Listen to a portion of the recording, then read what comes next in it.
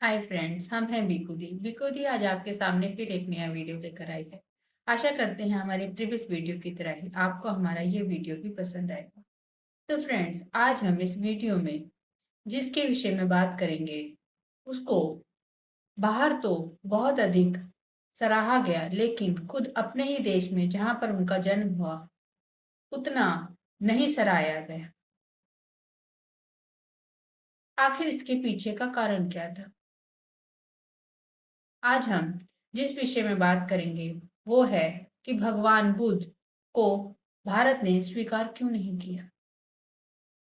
आप सब जानते हैं कि एशिया में बुद्ध भगवान के ना जाने कितने अनुयायी आपको मिल जाएंगे, लेकिन अगर आप भारत में खोजने चाहें तो बहुत ही कम अनुयायी आपको प्राप्त होंगे या मिलेंगे।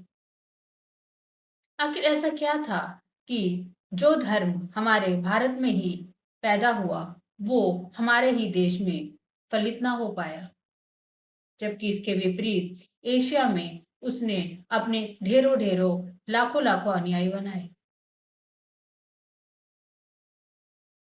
तो इसमें क्या भगवान बुद्ध का कसूर था या फिर भारत का कसूर था?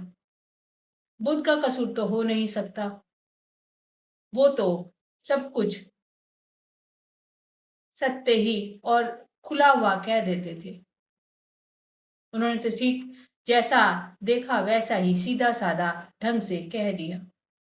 कोई पांडित्य के वस्त्र नहीं पहनाए, कोई बहुत बड़ी चढ़ी भाषाएं नहीं बोली, कोई वेदों का उल्लेख नहीं किया।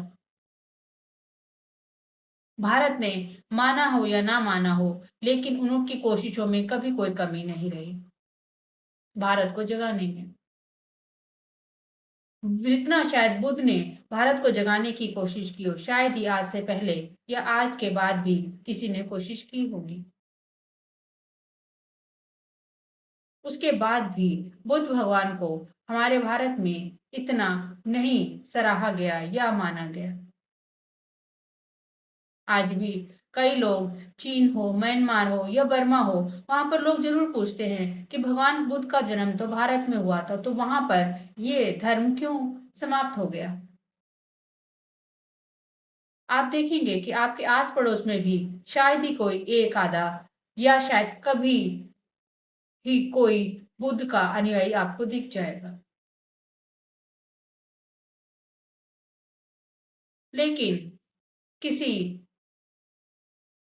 असत्य के रास्ते में फेल हो जाने से तो अच्छा है कि सत्य के रास्ते में ही फेल हो जाओ। बुद्ध की ये असफलता भी बहुत ही मूल्यवान है। वो भारत के जीवन में उस नमक के समान है जो भोजन में स्वाद ले आता है। लेकिन प्रश्न फिर वही खड़ा होता है कि आखिर बुद्ध को सुना क्यों नहीं गया? तो इसके पीछे हमारा ही धर्म, सनातन धर्म जिम्मेवार है। आप सब जानते हैं कि हमारा 5000 वर्षों का जो धर्म है उसमें रीति रिवाज, धार्मिक पूजाओं के अनुष्ठान और पंडित और पुरोहितों का बहुत अधिक योगदान रहा है। उन्होंने मूर्ति पूजन और पूजा की विधियों के बारे में लोगों को जानकारी दी। ठीक इसके विपरीत बुद्ध भगवान ने तो शाश्वत सत्य कि इन सब चीजों, ना मूर्ति पूजा, ना कोई पांडित्य, ना कोई पूजा पाठ की विधि बताते हुए सीधा और सपाट जीवन लोगों के सामने रख दिया।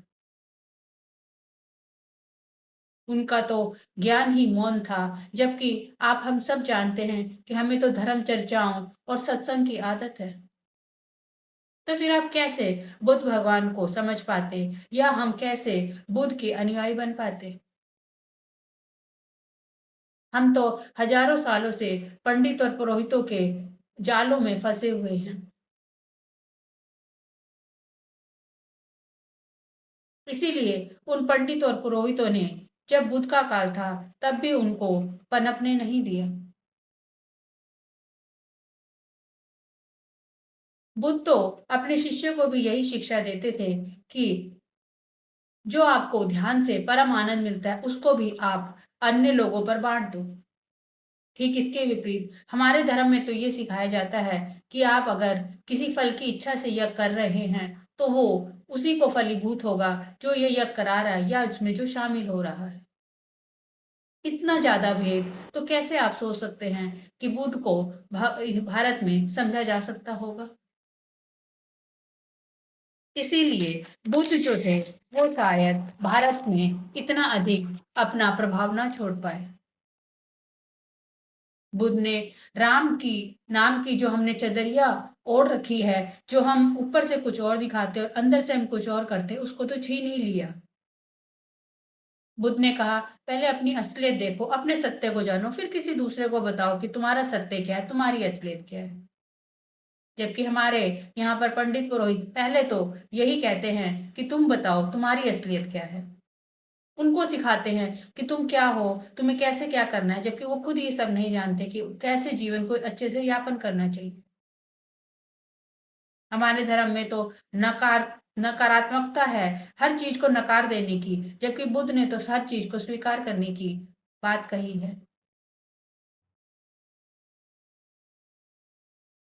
तो फ्रेंड्स, इसीलिए शायद बुद्ध का ये जो शाश्वत सत्य था, ये शाश्वत उगड़ा हुआ कि ना मूर्ति पूजा, ना ही कोई वेद पुराण आपको वो ज्ञान, वो धर्म ध्यान दे सकते हैं, जो एक ध्यान द्वारा ही प्राप्त हो सकता है। इसीलिए शायद हम इस बात को इतने मतलब इतने ज़्यादा प्योर, इतना पवित्र जो थी, वो उस बात को हम अपने दिमाग में समझ नहीं पाए, क्योंकि उसके पीछे कई बहुत समय तक हमारी जो पुरानी सामाजिक या धार्मिक क्रियाएँ थी या जो हमारे धार्मिक विचार थे, धार्मिक पांडित्य ने जो हमारे सर पे दिमाग में डाले हुए थे, वो उस कारण शायद हम उन बुद्ध भगवान को समझ नहीं पाए। इसीलिए जो भारत में बुद्ध भगवान का जो अनुयायी हैं, वो बहुत कम हैं और विदेशों में, एशिया में भारत के बाहर के देशों में बुद्ध धर्म बहुत अधिक प्रसारित हो पाए। तो देखा फ्रेंड, कोई भी चीज़ जो बहुत शुद्ध रूप से आपके सामने प्रस्तुत की जाए, शायद हम उसको इतनी आसानी से एक्सेप्ट नहीं कर पाते, स्वीकार नहीं कर पाते। और भगवान बुद्ध का ज्ञान तो परम शुद्ध था, जिसमें ज़रा सी भी मिलावट नहीं थी। इसीलिए हम शायद इस चीज़ को स्वीकार नहीं कर पाए। इसमें कसूर बुद्ध का नहीं, हम भारतवासियों का ही रहा होगा, जो हम बुद्ध भगवान को अच्छे से समझ नहीं पाए। आशा करते हैं आप भी मेरी इस बातों से सहमत होंगे। अगर ना भी हों तो प्लीज़ कमेंट करके ज़रूर बताइएगा कि आप इस विषय में क्या सोचते हैं। तब तक मेरे चैनल को सब्सक्राइब कीजिए, लाइक कीजिए, शेयर कीजिए। ऐसी ही कुछ बातों के साथ बिल्कुल ही फिर आपके सामने।